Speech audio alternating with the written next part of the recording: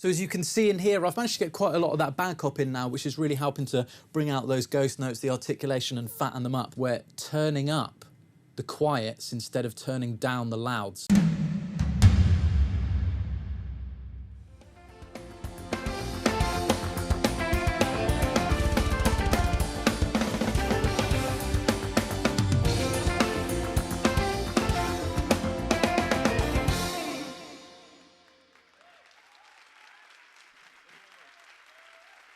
Hello, my name is Ross Rotherborge, and today we're going to be looking at a mix I did for Zildjian of Marco Minnemann at the UK Drum Show. In particular, I want to look at his snare drum and how to bring out the ghost notes.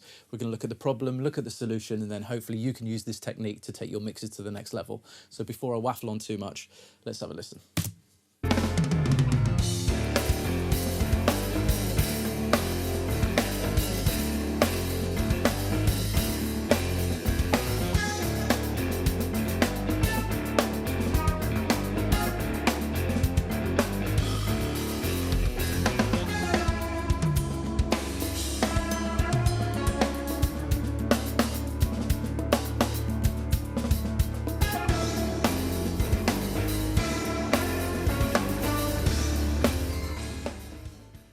Okay, so as you can see, this is actually Marco's auxiliary snare drum to the left-hand side. For this particular technique, it doesn't matter which snare drum. I just thought this was a better clip to kind of communicate the technique that I was trying to get across. So let's maybe isolate that snare and just have a listen.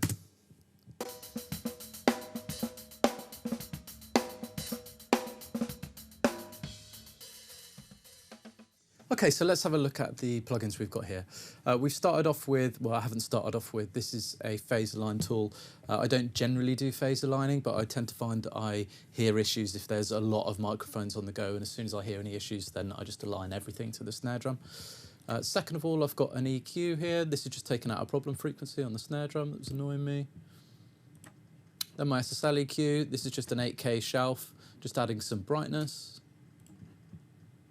And then last but not least, a compressor. And this is what I want to talk to you about. So we're at a 4:1 ratio, which means for every 4 dB over the threshold, it's going to let 1 through. I've got the fastest release possible. Now this means that after the backbeat, it's going to get back to 0, ready for the next backbeat as quickly as possible, fastest release. And then my attack, not set too quick because I don't want to ruin the transient.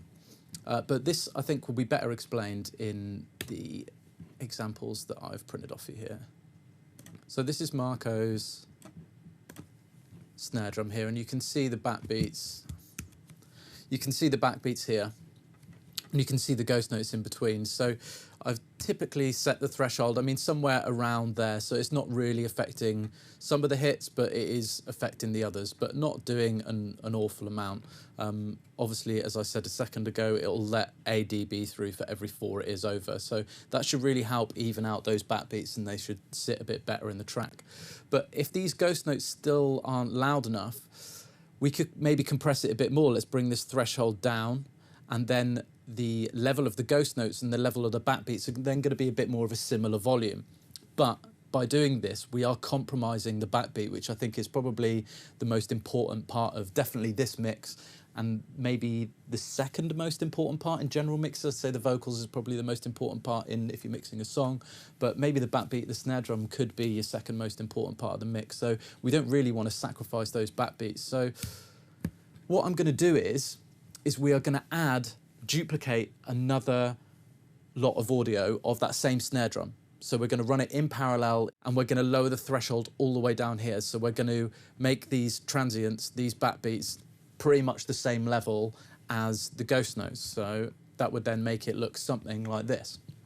So once it's something like that and we then blend it in, what we're now doing is we're turning up the quiets instead of turning down the louds. So we're keeping these backbeats intact, but we're bringing up the ghost notes, which then essentially leaves me with like a ghost note fader. So if we go back to our Logic mix here, so bus 5 here, you can see I've got one called Ghosties. So as you can see, I've gone for the highest ratio available in this compressor, 20:1, and 1176 is a pretty fast, and I've gone for the fastest attack to really clamp down on those backbeats and transients. You can see I've printed these out. These were the images we were just looking at a second ago. So maybe let's use these. So if we mute those and unmute those. And then we're going to turn this fader down. And then we're going to have a little listen. And with the ghost notes, you're also going to drag in a lot of hi-hats. So I'm looking to get as much of this in as I can without the hi-hat being too affected. If we turn up the hi-hat a little bit, I'm not too bothered, but I don't want it getting out of control. And it may be worth like listening to the whole song just to make sure at some point he's not thrashing the hi-hats around and then it gets out of control. But at this particular moment, I'm just looking to see how much of those ghost notes we can bring out and emphasize without the hi-hats getting out of control. So let's have a listen without what I've called the bad cop. So the bad cop is the squished one, and then the good cop is just a print of my plugins up here. So let's have a listen and start blending that in. So as you can see, I've just added this gain plugin here. This is just going to give me a bit more level so I can show you what too much sounds like. So let's start blending this in. So already I can hear those ghost notes popping out a bit more.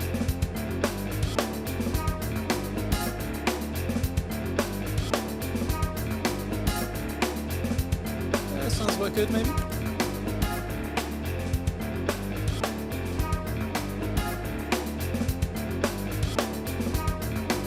Definitely helping those backbeats and definitely bringing out those ghost notes. So let's just push it till we ruin those hi-hats. So you can hear there's a lot of hi-hats. I think if he started thrashing those around now, they'd be completely out of control.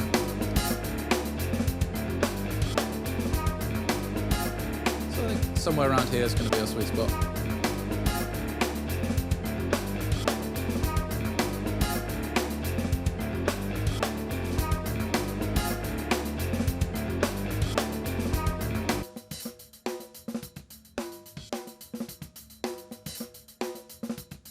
And that's what it sounds like by itself. Nice. So as you can see in here, I've managed to get quite a lot of that bad cop in now, which is really helping to bring out those ghost notes, the articulation, and fatten them up without kind of compromising the transience of the backbeats, which, as I was saying, I think is the most important part of this track. I see a lot of people doing a parallel drum bus, so doing the same technique but sending all of the drums to this compression bus.